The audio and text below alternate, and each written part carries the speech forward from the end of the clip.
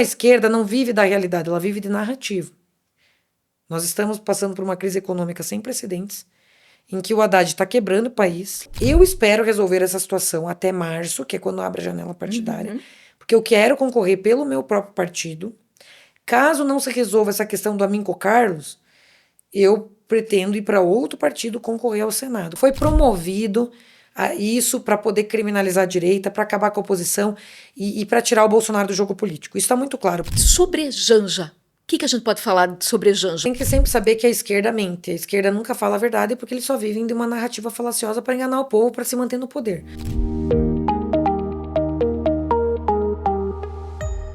Hoje a nossa conversa é com uma mulher deputada federal de Santa Catarina. Ela é advogada com mestrado, foi eleita pela primeira vez em 2018, reeleita em 2022, sendo a deputada federal mais votada de Santa Catarina. Em agosto, agora do ano de 2025, ela foi eleita deputada federal por Santa Catarina, sendo a melhor deputada federal por Santa Catarina. E em janeiro de 2025, ela foi considerada uma das deputadas mais econômicas do Brasil. Foi presidente da Comissão de Constituição e Justiça da Câmara Federal, é líder da minoria na Câmara e presidente da Federação pelo Livre Mercado. Hoje eu recebo com muito carinho, com muito orgulho, a deputada federal de Santa Catarina, Caroline Detoni. Carolina, que satisfação te receber! Tudo bem, Patrícia? Quero mandar um oi para todos que nos assistem. E é uma satisfação estar aqui para falarmos de política, de vida pessoal, né? Estamos aí no meio de várias batalhas, assim, né? Importantes para o nosso país. Com certeza, várias batalhas, você sempre muito envolvida. E ouvindo toda essa apresentação que eu fiz, Carol, te dá orgulho de analisar essa tua trajetória pública? Olha, com certeza sim, porque na verdade eu não esperava entrar na política, né? Eu sou advogada, trabalhava na iniciativa privada, e aí comecei a me envolver nas manifestações. Lá nas manifestações que culminaram no impeachment da Dilma, era de direita, fui aluna do professor Olavo de Carvalho. Isso que me fez motivar a começar a conhecer mais a política, né? Já estava na faculdade quando eu conheci o professor Olavo. E depois das manifestações em Chapecó, a maior delas envolveu 25 mil pessoas, era na época da Lava Jato, dos grandes escândalos de corrupção do PT. E naquela época a gente tinha um só sentimento, né, de livrar o país da corrupção. E aí se ergue, né, uma grande liderança, que era do presidente Bolsonaro, e um amigo meu, que era aluno do Olavo, disse assim, ó, Caroline, daí eu acabei me concorrendo a vereadora, porque adiante desses movimentos de manifestações, um partido de Chapecó me chamou para eu concorrer a vereadora. E eu concorri, mas não sabia pedir voto, era meio tímida, assim. E aí acabei concorrendo, fiquei no escritório trabalhando, não saí pedir voto. Eu saí na última semana visitar algumas empresas, tinha até vergonha, assim, porque eu realmente não era da política. E tua família também, né? Minha família não também veio da não, então política. todo mundo voluntário. Eu gastei, eu acho que não deu R$ 2.000 na minha campanha de vereadora. Então foi uma campanha bem assim, fiz 2 vídeos na rede social, bem amador mesmo, assim. E faltaram 100 votos para eu entrar em Chapecó como vereadora. Fiquei de primeira suplente. Quando eu fiquei de primeira suplente, eu vi a dificuldade que é da classe política de deixar uma pessoa nova entrar. E na época a gente estava com o projeto Escola Sem Partido, e eu queria entrar, assumir como vereadora por um mês, para a gente protocolar, para não ter doutrinação política nas escolas. E eu fui conversar com um vereador do Progressista, na época que era o meu partido, e ele falou: não, a gente só vai deixar você assumir um dia, você protocola e sai. Eu falei: não, é muita humilhação assumir de vereadora um dia e sair no mesmo dia, só protocolar o projeto. Queria protocolar, discutir e aprovar, né? Que era uma ação que ia ser feita em 100 municípios do Brasil, com um grupo nacional. Aí eu vi que não era fácil. Ao mesmo tempo, um amigo meu de São Paulo disse: olha, Caroline, já que a gente é aluno do professor Olavo e eu tenho uma pessoa próxima do Bolsonaro, daqui 2 anos ele vai concorrer. Isso era 2016. E ele precisa ter o Congresso forte, ele precisa ter deputados federais. Você não quer concorrer aí pela tua região? Vou te apresentar para o Bolsonaro. E daí, em 2018, eu fui conhecer o Bolsonaro lá em Brasília. Ele era deputado, estava no gabinete, tinha umas. O gabinete dele era cheio de gente, assim, para falar com ele. E aí tive uma conversa com ele, abri a bandeira da Chape na época, assim, aquela foto explodiu, assim. E quando eu voltei para Santa Catarina, eu nem tinha me tocado, mas tinha grupos brigando pelo partido, né? Um grupo era do sul do estado, outro grupo era do litoral, e eu nem sabia, de novo, né? Tu vê como é que é entrar na política sem ter um conhecimento prévio de como funciona. Tinha dois grupos de Santa Catarina brigando pelo partido, e eu nem sabia que as pessoas podiam brigar pelo partido. E ele passou o partido, então, para um pessoal do sul. E essa pessoa que eu cruzei no corredor, que era o Lucas, né, que era o presidente do partido, ele me ligou e me convidou para ser vice-presidente do partido. Ele disse: Ó, já que você é mulher, você é do Oeste, a gente quer fazer uma diretoria estadual com gente de todas as partes, você poderia ser a vice-presidente como mulher e construir as provisórias nos municípios aí na tua região. E como eu já tinha os grupos do pró-Bolsonaro de voluntários em uns 20 municípios, a gente foi visitar os municípios e criamos o partido em vários municípios, na época no PSL, né? Fomos concorrer sem estrutura, sem TV, sem dinheiro. E nós criamos cerca de 20 provisórias no oeste de Santa Catarina. E aí, por elas que eu percorri durante a minha campanha e fiz muitos vídeos de opinião na internet. Que foi naquela época onde a gente fala, a imprensa, a mídia falou muito da onda Bolsonaro. Isso. Que carregou muitas pessoas. Então, em 2018, me elegi na onda Bolsonaro, né? Graças ao Bolsonaro, ao apoio dele, que ele realmente é uma liderança que transfere voto. É muito difícil a gente transferir voto, mas o Bolsonaro tem essa capacidade. E também o Bolsonaro tem capacidade de criar novas lideranças, né? Ao contrário do Lula. Hoje, por exemplo, a gente vê que o Lula vai tentar uma reeleição, mas não tem nenhuma liderança para substituir. E o Bolsonaro não. Nós temos o Tarcísio, nós temos aí um Nicolas, se criou com o Bolsonaro, Bia Kicis, Gustavo Gayer, poderia que o Zuco do Rio Grande do Sul, eu, a Campanhola aqui em Santa Catarina. O Bolsonaro é um fenômeno, assim, foi um fenômeno que ele ao mesmo tempo também criou outras lideranças de direita. Então hoje, caso ele não consiga ser candidato, tem o Tarcísio que pode substituir. E temos outras lideranças no Congresso que têm destaque. Então, ele tem essa virtude, né? Ao contrário de outros líderes, inclusive catarinenses, que tu vê que não tem sucessor, que não se cria time, que não se cria grupo, né? Mas isso também demonstrou, Carol, que quem ficou, quem se manteve, é porque demonstrou trabalho. Isso. Então eu me elegi em 2018. Aí foi a oportunidade que eu tive de demonstrar minha seriedade, né, meu trabalho. E aí em 2022 me reelegi, né, com a maior votação percentual histórica de Santa Catarina, né? Então fui a pessoa mais votada. Inclusive não usei fundo partidário, só para deixar bem claro aqui que, ao contrário de outras pessoas que gastaram 2 milhões de dinheiro público, eu não usei dinheiro público na minha campanha. Através de voluntários, de empresários, de apoiadores, familiares, eu arrecadei 400 mil reais e foi com que eu fiz a minha campanha. E tive a campanha mais expressiva da história de Santa Catarina. Isso é bom deixar alertado. Então, acho que é fruto dessa confiança, mas também do trabalho. E a partir daí, tive um grande desafio no meu segundo mandato, né? Eu tive a Betina em 3 de janeiro, e quando foi final de fevereiro, com 50 dias, fui para Brasília com a expectativa de assumir a maior comissão da Câmara dos Deputados, que é a Comissão de Constituição e Justiça. Então, deu certo, né, graças à confiança do presidente do partido, do presidente Bolsonaro, do líder partidário, né, que eu pedi essa oportunidade e tive. E tivemos no ano de 2024 um ano muito exitoso. Conseguimos aprovar matérias a favor do agronegócio, matérias a favor da segurança pública, a favor da infância e juventude, muitas matérias em prol das nossas crianças, e inclusive matérias que hoje seriam impensáveis, que é limitar os excessos do Supremo Tribunal Federal. Conseguimos aprovar o PEC 8, a PEC 28 e 2 projetos que é para atualizar a lei de impeachment, dizendo que ministro não pode se imiscuir na política sob pena de crime de responsabilidade. Então foram grandes vitórias que me cacifaram a buscar voos mais altos segundo a opinião pública de Santa Catarina. Então, além disso, esse ano daí eu consegui a liderança da minoria. Que foi outra, assim, eu falo aqui dessas conquistas, mas foram conquistas muito difíceis. Porque uma coisa é você, além de se eleger dentre mais de 300 deputados entre 16, quando você chega em Brasília, você tem 513 deputados que buscam protagonismo. Daí já é uma competição que existe natural em qualquer grupo, né? De você ter um destaque. Então, ser presidente de uma comissão dentro de um partido de 90 deputados é muito disputado. Daí, no ano seguinte, ser líder de minoria, que só tem 3 líderes da oposição, que é a líder do partido, PL, o líder que é o Sócines, o líder da oposição, que é o Zuco, e líder da minoria, que sou eu, foi muito disputado. Eu disputei com 2 mulheres e 6 homens, nacionalmente falando, para poder conquistar. E tive a confiança do presidente Valdemar, do presidente Bolsonaro para isso. Então, eu sou muito grata.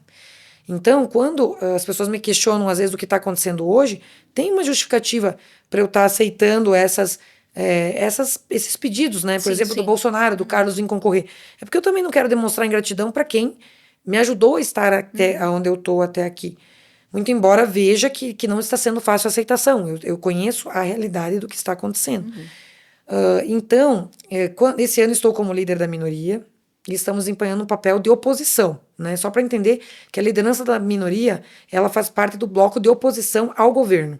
Sim. Então, a gente está tomando várias medidas nesse sentido e eu sou muito grata por essas oportunidades para poder demonstrar meu trabalho. Né? Eu já vou te questionar sobre esse cenário político atual e os rumos, mas você tocou em alguns pontos muito interessantes, que a dificuldade que pessoas novas caras têm de se inserir perante a pessoas que já estão envolvidas na política, uma dificuldade que você falou na Câmara de Vereadores de Chapecó, que queriam te dar apenas um dia para assumir. E você acredita que existe ainda, vai se manter por muito tempo ainda essa resistência desses velhos nomes da política em deixar chegar novas pessoas? Olha, eu acho que isso é natural porque, normalmente, uma coisa que eu percebo em Brasília, quem tem poder não quer perder. Quem tem poder, quem tem privilégios, quem tem benesses legais, normalmente não quer perder. É bem complicado isso, mas eu acho que faz parte da natureza do ser humano. Então, quem tem poder vai ceder o poder ou vai querer mais poder? Infelizmente, o ser humano, né? E aí eu acho que eu sou muito adepta das virtudes morais. Eu acho que eu sou uma pessoa que não sou apegada pelo poder, porque eu tenho uma cosmovisão em que a vida é passageira, de que Deus está no comando, de que a nossa personalidade não está acima das leis naturais. Nenhum ser humano pode enfrentar as questões naturais sem ter consequências. Então, por exemplo, assim, eu acho que o poder pelo poder ele não faz bem. Se você está no poder para fazer algo justo, correto, pela população, beleza. Mas ao mesmo tempo não vale tudo pelo poder, entende? Então isso vai muito da visão de cada pessoa. Então quando você vê hoje o Supremo, né? Por exemplo, a questão da anistia que a gente fala, o Bolsonaro pode vir a ser candidato? Se nós aprovarmos uma anistia, talvez possa vir a ser candidato. E aí a gente olha, por exemplo, para a esquerda, lá antigamente, o brasileiro muitas vezes não cultua a história. A gente teria que ter uma educação mais voltada para valorizar a nossa história. Quando os grupos de esquerda fizeram estágios de guerrilha urbana, Manual do Marighella, e voltaram de Cuba para o Brasil, eles realmente instalaram o terror na sociedade. Foram 120 assassinatos. Então, eles estavam assassinando pessoas. Fizeram sequestros de 3 embaixadores, do cônsul do Japão, do embaixador dos Estados Unidos. Eles fizeram sequestros de voos comerciais. Assaltaram bancos, explodiram mais de 40 atentados à bomba. Então, os esquerdistas, naquela época, fizeram realmente um caos social em que as Forças Armadas tiveram que intervir, porque eles, sim, declararam, estavam armados, declararam que iam fazer um golpe de Estado para implantar o comunismo. Por isso que tiveram uma medida tão assim dura por parte dos militares. E os militares iriam ficar por 6 meses, acabaram ficando por 20 anos. Teve esse equívoco de tirar as lideranças civis do comando. Isso realmente a gente não concorda. Mas era uma medida dura diante da enérgica reação de crimes bárbaros que estavam acontecendo. Você acredita que o povo tem memória curta, realmente? Com certeza. Todas essas pessoas de esquerda, Dirceu, Lula, Dilma, estão soltos e receberam anistia ampla, geral e restrita. Assassinos, assaltantes, a mão armada a banco, receberam anistia ampla, geral e restrita. Agora tu pega o dia 8 de janeiro. Velhinhos, velhinhas com Bíblia na mão, com terço, sem armas, fizeram dano ao patrimônio público. Foi uma baderna? Foi um dano? Foi. Mas o crime de dano é no máximo de 3 a 4 anos. Eles já estão há 2 anos na prisão. Já pagaram essas penas. Mesmo, Carol, teve pessoas que depredaram muito. Tá, mas eu acredito que teve casos. infiltrados. Teve infiltrados, porque quando você pega o vídeo interno do GSI, da Presidência da República, onde ele recebe os manifestantes que foram detonar, quase servindo um cafezinho para eles. Porque a gente vê as imagens que divulgaram na imprensa, aquelas casas pessoas muito violentas. Agora o Dino, que era ministro da Justiça, agora é ministro do STF, cadê as imagens da Praça dos Três Poderes? Do show televisionado que eles fizeram, onde mostra a polícia recuando? Então, assim, foi promovido isso para poder criminalizar a direita, para acabar com a oposição e para tirar o Bolsonaro do jogo político. Isso está muito claro, porque Bolsonaro já estava nos Estados Unidos, já tinha transferido o comando do exército para o Lula um mês antes de o Lula assumir e não quis passar a faixa. Mas você não E ele acredita, não Carol, teve nenhuma ordem direta para fazer isso. Então, assim, que o silêncio dele talvez não instigou a isso? mas mesmo que tivesse dado a depredação, é crime de dano. Não é crime de golpe de Estado. Essas pessoas não teriam a capacidade de fazer um golpe de Estado desarmadas desse jeito, sabe? Então, essas pessoas que não mataram ninguém, que fizeram dano ao patrimônio público, que aí paguem por isso, desde que tem pena individualizada, o que nem isso tem, porque esses processos são gerais. É um crime que está acontecendo nesses processos, porque eles pegam a baderna geral e condenam uma pessoa a 14 anos. A Débora do Batom, 14 anos? O que ela fez? Para a gente entender então, assim, que quem não acompanha, todas as pessoas envolvidas têm a mesma pena, Carol? A maioria tem de 14 a 17 anos. Ó, entrou no palácio, 17 anos. Ficou até a porta do palácio, 14 anos. É tipo assim. É uma pena geral. E isso fere o devido processo legal. Nós estamos vivendo uma democracia em que os direitos humanos conquistaram o devido processo legal. Na nossa Constituição diz o seguinte: você só pode ser condenado se tiver uma pena individualizada mostrando a tua conduta delitiva. Então você teria que ter uma imagem da pessoa que destruiu aquele patrimônio. Então, se destruiu o relógio do Dom Pedro, aquele cara vai pagar pelo relógio do Dom Pedro. Individual. E não todos vão pagar por todo o patrimônio, entendeu? Concordo Mesmo com que isso. seja uma baderna. Individualização da pena não está sendo respeitada. Outra coisa, o Alexandre de Moraes não disse que é vítima? Que ele estava no plano e tal, estava no plano de fazer mal a ele. Se ele é vítima, ele não pode ser juiz. Ele tem que ter distância do processo. E ele é relator de todos esses processos. O PGR, havia um combinado entre o PGR e o Alexandre de Moraes para condenar as pessoas. Isso aconteceu na Lava Jato entre o Dallagnol e o Moro e anularam todas as condenações de corrupção verdadeira, porque eles delataram que corromperam e devolveram dinheiro. E estão todos soltos. Processos anulados. Por causa de uma combinação entre Dallagnol e Moro, onde a corrupção aconteceu. O Lula foi descondenado, não foi inocentado. E agora tu pega o caso do Alexandre de Moraes com o PGR, combinando condenar pessoas com base em rede social. Ah, se é apoiador do Bolsonaro, não vou soltar. Deixa presa a pessoa. Tá, e em Então, que pé está tanto isso? absurdo em que pé que tá que essas pessoas estão condenadas a penas absurdas. Elas não querem uma anistia com penas dosimetria, elas querem a inocência, que já cumpriram pena de 2 anos, já cumpriu pena de dano. Ou anistia geral, ampla e restrita ou nada. As próprias famílias, 70% das famílias que estão presas não querem dosimetria, querem anistia. Se não for para ter anistia, eles preferem. E você acredita que pode acontecer anistia? Olha, se nós estivéssemos num país sério, com políticos sérios, aconteceria. O problema é que hoje nós temos 120 deputados de esquerda, 120 de direita. E os outros 200 e poucos são de centro. Certo. E hoje não há uma disponibilidade dos deputados de centro de desautorizar o Supremo Tribunal Federal. É uma lástima, porque existem muitas violações aos direitos humanos e ao devido processo legal no julgamento vindo da mais alta corte de justiça, que deveria dar exemplo de cumprimento da lei. E ao acontecer isso, nós que somos 120, somos minoria, ficamos de mãos atadas.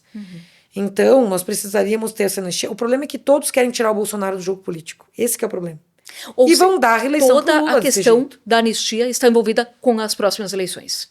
Com certeza. Querem tirar o Bolsonaro do jogo político, do campo político, e por isso manter essa condenação é o que eles querem, né? Até o final. É uma lástima para o país. O Bolsonaro não cometeu crime algum, está preso em domicílio. Você visitou ele, inclusive, nas últimas semanas. Ele não está bem de saúde. A cada pouco tu vê que é uma situação incômoda, ele soluça. Às vezes ele tem crises que ele fica 20 segundos sem conseguir respirar. Às vezes tem crise de vômito. Isso tudo é resultado da facada, que a esquerda diz que é fake. Então a esquerda não vive da realidade, ela vive de narrativa.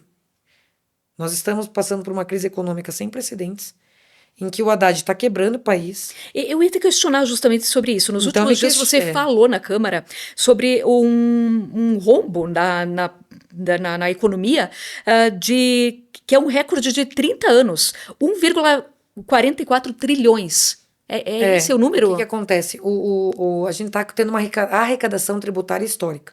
A cada 37 dias o Haddad aumenta o imposto ou cria um novo imposto. Ou seja, o governo está uma máquina, na sua visão, de arrecadação de impostos. Arrecadação e de gasto. Então, de um lado, o Lula está arrecadando recordes de imposto e, ao mesmo tempo, está fazendo recordes de despesa. Eles não estão querendo enxugar a máquina, ter uma gestão responsável, como numa empresa, como numa casa, onde a dona de casa economiza para sobrar um dinheirinho para fazer uma compra extra. Eles estão torrando e se endividando, basicamente.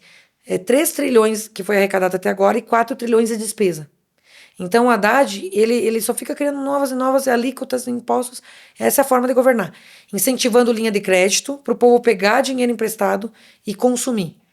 Essa Ou seja, é a forma o povo vai se endividar dessa maneira. também. Então, a forma da esquerda fomentar a sociedade é incentivar o consumo. Ou com benefício social, que é uma coisa que não se sustenta, ou dando coisas populistas, por exemplo, isenção de energia elétrica. Eles aprovaram no Congresso.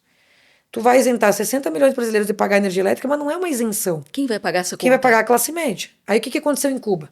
Você começa a dar tanto benefício para o pobre, passando para a classe média uma carga tributária cada vez maior, que a classe média vai virar pobre também e vai ficar dependendo do governo. E aí você cria uma sociedade totalmente de pobres e que só é autorizado a ter atividade econômica quem é amigo do governo.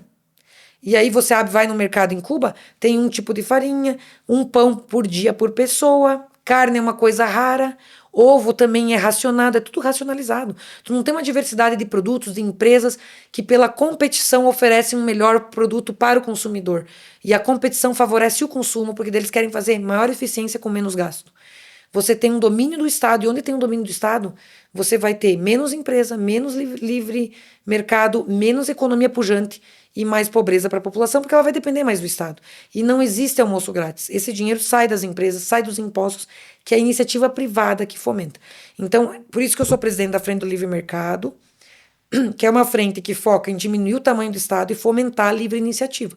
Porque os países pujantes, como Estados Unidos, entre outros, onde o capitalismo é mais acelerado, você vê maior riqueza das pessoas, maior desenvolvimento econômico, maior bem-estar social, maior acesso a produtos e serviços variados, que é, na verdade, o que as pessoas querem, né? Por outro lado, Carol, quando a gente escuta a resposta do governo federal falando sobre isso, existe toda uma negação. E Uma eles negação mostram impressionante. que O Haddad, a Tebet, que é ministra do Planejamento, chega e diz assim: o arcabouço fiscal falhou, já foi furado 19 vezes, a própria meta do governo. Eles já estão num endividamento astronômico. Ela falou: o próximo presidente que pegar o país não vai conseguir pagar contas básicas. Mas, Carol, nós, enquanto E o cidadão, Haddad vai enquanto na povo, TV e diz que nunca teve tão bom. É mentira, é tudo mentira. Eu vou fazer uma série de vídeos agora, daqui pra frente, na minha rede social, falando cada um desses furos do arcabouço fiscal, daqui pra frente, já que eu vou estar tendo neném e tal, então vou ter um tempo de ficar em casa e vou gravar esses vídeos mostrando para a população o rombo fiscal que vamos entrar e a recessão econômica e a inflação que vai voltar muito forte a partir do ano que vem, que vai ser uma desgraça para o povo brasileiro. Porque a gente às vezes fica batendo só na questão da anistia, mas a gente tem que mostrar esse outro lado também, de que a situação vai estar muito difícil para todo mundo. Exatamente, porque enquanto comunidade, povo, sociedade, a gente vê às vezes que esses debates, eles ficam muito em cima desses temas e o povo fica perdido, a sociedade fica perdida quando se fala nesses números da economia, sem saber em quem acreditar, qual dos lados acreditar. Mas tem que sempre saber que a esquerda mente. A esquerda nunca fala a verdade porque eles só vivem de uma narrativa falaciosa para enganar o povo, para se manter no poder. Mas vamos ver agora, por exemplo, a CPI dos Correios, que eu estou buscando assinatura. Os Correios, o Bolsonaro, quando foi presidente, mostrou que deu lucro. Teve um ano que deu 2 bi de lucro, no último ano tinha dado 200 milhões de lucro. Tá? O que aconteceu? O primeiro ano do PT, agora eu vou pegar o ano passado, 2024. No ano passado, os Correios, que tem um monopólio de distribuição de carta, ou seja, não tem concorrência, deu um prejuízo de 2,6 bilhões de reais, os Correios, o ano passado. Esse ano, só no primeiro semestre, só até a metade do ano, já está em 4,3 bilhões o prejuízo do Correio. E você pediu a abertura de uma CPI. E sabe então, o que? Pra gente investigar, o que está acontecendo. Porque, vamos imaginar, hoje tem o Mercado Livre que faz entrega, por exemplo, que é uma empresa que todo mundo conhece. A empresa privada do Mercado Livre, que tem 30% de carga tributária, o Correio não tem nada. Vamos imaginar, o governo e os Correios tem que fazer uma corrida de 100 metros. Os Correios não pagam imposto. O Mercado Livre paga 30%, ou seja, está com uma carga de 30 quilos nas costas e vai fazer uma corrida de 100 metros contra o Correio. Correio e Mercado Livre. O Mercado Livre, mesmo com 30 quilos nas costas a mais do que o Correio, consegue vencer a corrida ao final de 100 metros. Por quê? Mais eficiente. Dá mais resultado. do que o Correio. Porque é má gestão, é ineficiência. Você E sabe- acredita que o problema Mas- está na má gestão? Com certeza. E sabe, botar um sindicalista lá é para não cortar na própria carne. Só vai dar direito, só vai dar benesse, e quem que vai pagar essa conta? E não vai exigir dos funcionários uma maior eficiência. Os funcionários vão exigir cada vez mais plano de salário, aposentadoria e coisa arada. E cadê o serviço para entregar melhor resultado para o consumidor? Entendeu? E o rombo do INSS? Não, e aí deputada? que tá. Sabe qual a solução que o presidente do Correio quer dar? Um empréstimo de 20 bi. É maior do que o rombo do INSS, que está em torno aí de uns 6 bi, mais ou menos, o rombo do INSS. Ele vai pegar um empréstimo de 20 bi para sanar os Correios. Só que se o Correio já está dando prejuízo, e o avalista é o Tesouro Nacional, o avalista somos nós. Tesouro Nacional é dinheiro do povo. Você acha que o Correio vai pagar se ele só está dando déficit? Ou essa conta vai ser outra bomba econômica para a gente pagar? Esse que é o problema, por isso que eu estou recolhendo assinatura para essa CPI, porque é um absurdo o que está acontecendo nesse governo. Esse é só um caso de uma estatal. E depois a Petrobras. E é por isso que o Bolsonaro queria privatizar os Correios. Porque hoje você pega Mercado Livre e outras transportadoras, entregam mercadoria. Eu comprei ontem um bico para Betina, hoje já está na minha casa. Então, olha a eficiência da iniciativa privada. A iniciativa privada sabe fazer muito melhor do que o público. Você é a favor da privatização dessas estatais? Com certeza. Deputada, sobre Janja, o que a gente pode falar sobre Janja? Nos últimos dias, a imprensa noticiou que 189 cargos foram destinados a atuar com ela. Então, a Janja... Que não é uma pessoa eleita. A Janja, como eu já dei entrevista, eu contra uma outra deputada de esquerda, ela é bem deslumbrada, né? Ela parece que tem um cargo, ela parece que tem uma eleição. Se ela quer participar ativamente da política do Brasil, como ela diz que ela interfere na relação... Ela diz que o Lula tá lá numa reunião, ela interfere, ela se mete, como se ela fosse um agente público, como se ela tivesse uma legitimidade pública para atuar. E ela não tem, ela é só a esposa do presidente. Ela deveria se colocar no lugar dela, deveria concorrer a um cargo eletivo, se eleger, para daí ter direito a ter cargo. Agora, 189 cargos remanejados para atender é um absurdo completo. Nós fizemos pedido de informação, como líder da minoria, para investigar isso, porque ela não tem que ter gabinete, ela não tem que ter staff para atender ela. Isso é uma pouca vergonha que ocorre sempre em países comunistas. Se tu pegar o caso, por exemplo, da Michelle Bolsonaro, ela era voluntária. Ela não tinha nada à disposição, ela fazia tudo de forma voluntária, gratuita. E, claro, teve apoio de iniciativa privada para fazer os programas que ela fez. Inclusive, tem um questionamento sobre gastos do Pátria Voluntária. Desvios. Claro, porque a esquerda... Como é que está a situação? Não existe isso, porque daí a esquerda fica montando, acusando os outros para não ver o que eles estão fazendo. A esquerda sempre faz isso. E a Michelle já demonstrou, em todos os relatórios publicados, que ela conseguiu, Pátria Voluntária é um programa de voluntariado, onde as empresas, a iniciativa privada, ajudava a entrega de alimentos, a assistência para pessoas mais necessitadas. Foi uma rede de voluntários que se criou para assistir quem mais precisa. E atendeu 10 milhões de pessoas. Deputada, tanta coisa aconteceu nos últimos anos na política brasileira. Nós tivemos a prisão do Lula, impeachment da Dilma, agora a situação do Bolsonaro, esse pedido da anistia, aquele escândalo, toda aquela situação do 8 de janeiro. Como é que você imagina que os livros de história vão contar daqui a 80 anos, essa fase atual? Isso é uma coisa Você importante. pensa nisso, deputada? Eu penso porque quando eu estava no programa Terça Livre com o Bernardo, uma vez ele falou o seguinte, que quando deu o impeachment da Dilma, ele foi no aeroporto e viu 30 livros falando que foi golpe. E não tinha um livro contando a nossa versão de direita de que ela cometeu pedalada fiscal e improbidade administrativa. Então a esquerda, eles fazem esse serviço que a gente às vezes não faz, de registrar em livros o que aconteceu. O que aconteceu não, a narrativa deles, não a verdade. E a gente, ao contrário, teria que fazer esse trabalho de escrever em livros, registrar a verdade dos fatos. Porque senão, o que vai ficar para a história? A narrativa deles, que é o que acontece em muitos dos livros de história e sociologia. Se você pega a história da família real brasileira, é uma família de pessoas virtuosas que renunciavam, que tinham virtudes, que queriam o bem do país. E não como eles narram, que eram pessoas que se achavam que estavam fazendo mal para o país. O primeiro golpe de Estado que a gente teve foi o golpe republicano.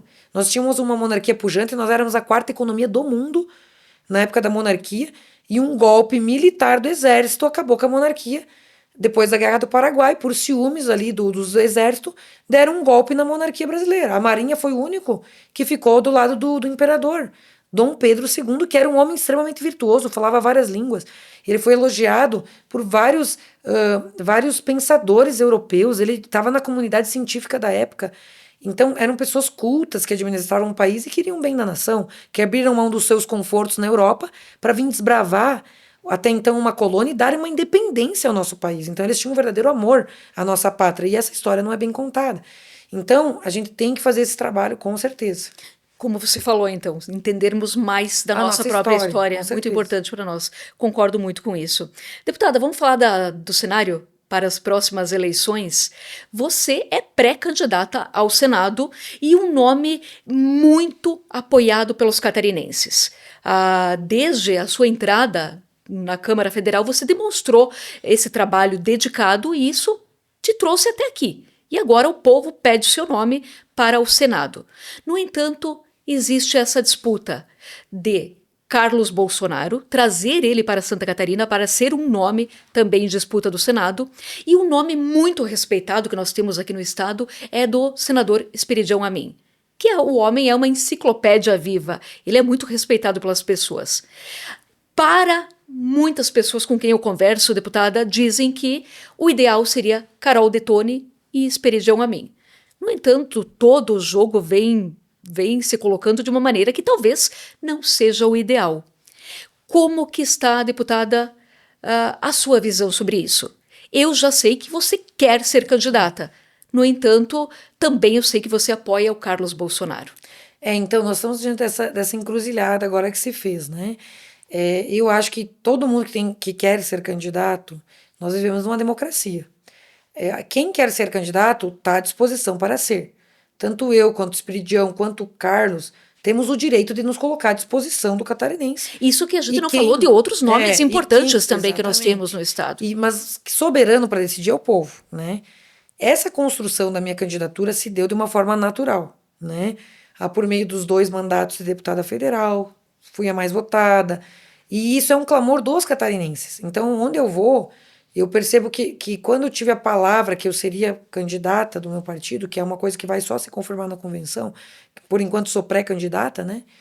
Eu percebo que o povo catarinense comprou a ideia. E agora tem muita gente do meu lado dizendo, olha, se você não tiver vaga no teu partido, seja porque o Jorginho não quer abrir mão do Amin, porque o Jorginho tinha me dado a palavra que eu seria candidata, seja porque o Bolsonaro tá botando o Carlos para cá, vai por outro partido que a gente vai te apoiar igual. Então, eu espero resolver essa situação até março, que é quando abre a janela partidária, porque eu quero concorrer pelo meu próprio partido.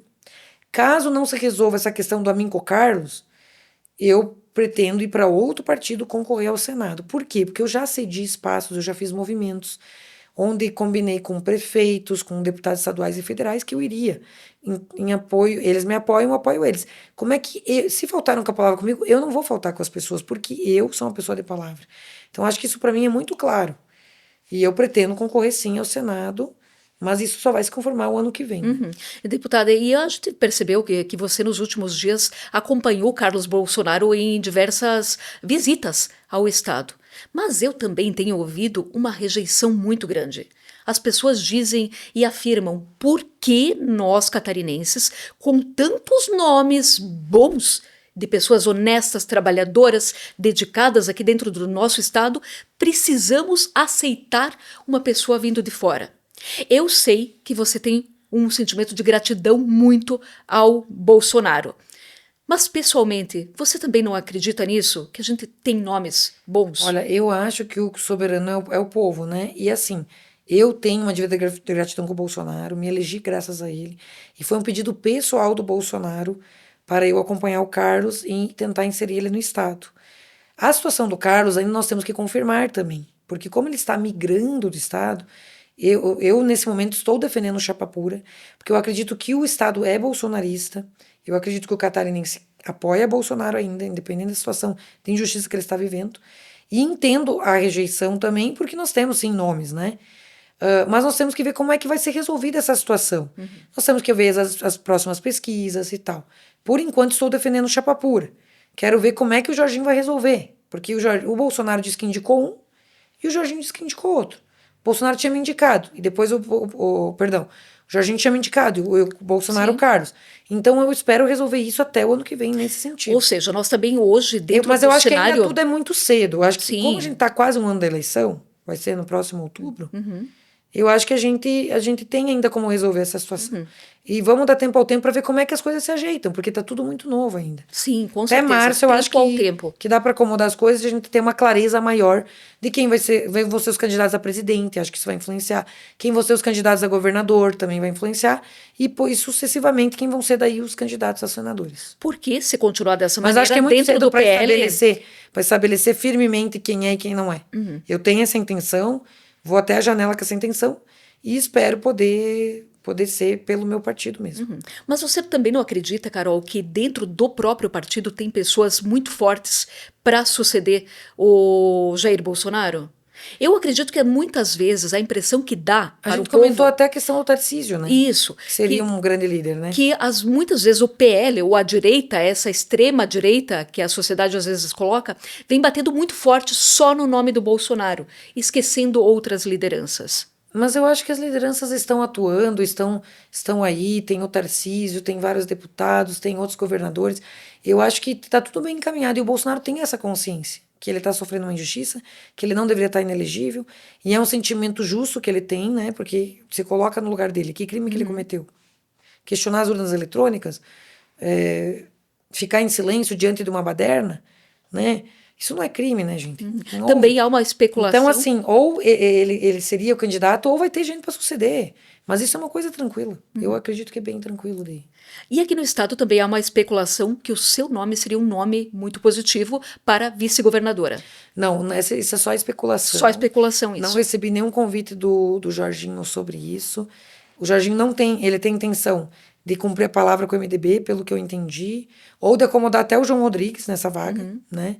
Para não ter concorrência. Então, nem eu tenho interesse e nem o Jorginho tem interesse. Então, eu acho que ou é senadora ou é deputada federal. Basicamente, são essas opções que eu tenho hoje em mente para o ano que vem. E você mantém uma postura livre, circulando dentre todas as lideranças. Isso aí. Muito bem relacionada, tendo apoio de vários partidos. É impressionante como ganhou corpo a minha pré-candidatura e como eu estou tendo apoio de gente que eu nem imaginava. Então, eu estou bem feliz, ao mesmo tempo, de estar nessa caminhada e ver como o meu nome tem pouca rejeição. Isso eu achei bem bacana. Até nas pesquisas está saindo isso.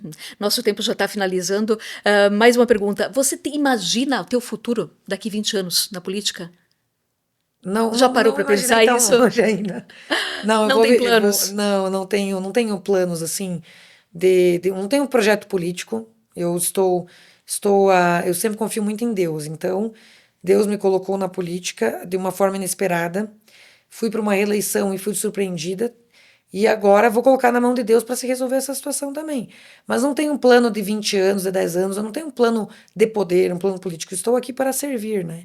E nesse serviço vai que os desígnios sejam outros, né? Estou bem aberta para a vontade de Deus. É só isso que eu peço que guie a minha vida, assim.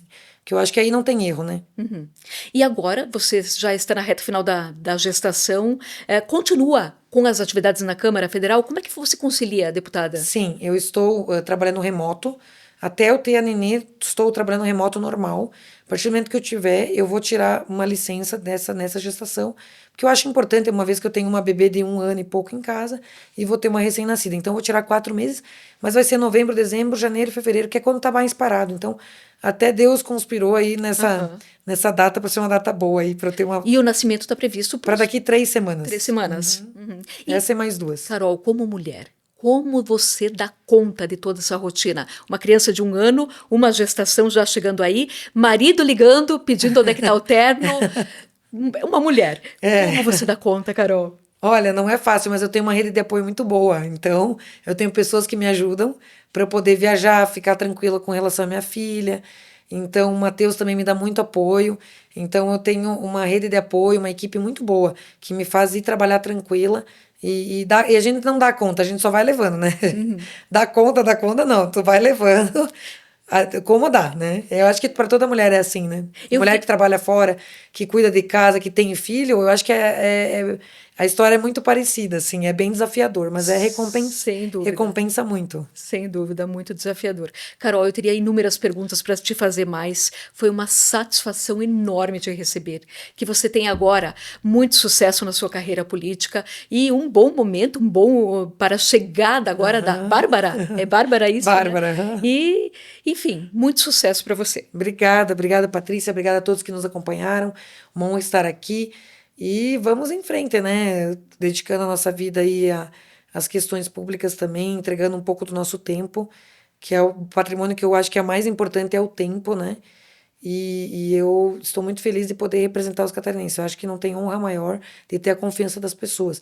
E por isso que eu levo sempre de uma maneira muito séria para nunca poder decepcionar as pessoas. Que bom. Muito obrigada. Obrigada, um grande abraço. E eu agradeço imensamente a você que nos acompanhou até agora. Peço para que deixe um belezinha, curta esse vídeo, compartilhe com seus amigos, se inscreva no canal, porque isso é muito importante para nós. Muito, muito obrigada pela sua companhia. Até mais!